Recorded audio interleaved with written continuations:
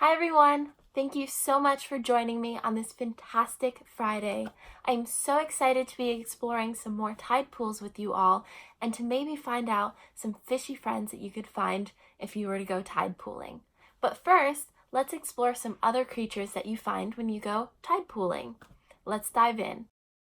So in previous videos this week, you all got the chance to explore some awesome creatures found in tide pools. And here's a picture of me visiting my first ever tide pool. Before I moved to California, I'd never been able to tide pool before, and I was so excited and interested in all of the little critters that I found. But of course I wondered, what about fish? Are there even fish in tide pools? Well, as you think about your answers to that question, why don't you consider why would or wouldn't there be many fish in this environment? And if there are fish, what kind of fish would be able to live here? Now, before we explore those answers, let's consider what other organisms are found in tide pools. Now let's dive in. If you were to visit this tide pool, what organisms do you think that you would find? For me, I always notice all the anemones right away. And then you might notice lots of bivalves like these mussels, or some mollusks like these snails and limpets. Sometimes you might find some pisasters like these ochre stars. But what about fish? Have you ever noticed any fish in a tide pool before? If you look hard enough, you might find some fish, like this blenny. Now that we see quite a few different species in this tide pool, would you say that this tide pool is diverse? Well, what does diversity mean, and how do we determine it?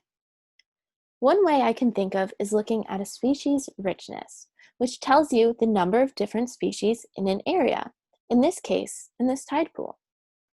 So if we compare this tide pool to, say, this tide pool, we'd say that this one is less rich than the tide pool like this one, which has a lot more different species in it. Another way to determine diversity is to look at the abundance, or how many of each species there are. Now, which of these species has the most number of individuals? If you said anemones, you're right. There are a lot more anemones than there are, say, fish. So fish, in this case, would be the least abundant. This may be because tide pools are often harsh and dynamic environments, which could be difficult for most fish species to live here. That is why you often find more hardy creatures like sea stars and mussels and crabs. But there are a few fish species who can live in these conditions where the water temperature, salinity, and oxygen levels are often changing. So in the second part of this episode, Yanalyn will be exploring the different types of fish you can find in a local Santa Barbara tide pool, and the adaptations and features that they have that allow them to live in tide pools. So make sure to go check it out. Thank you so much. Best fishes.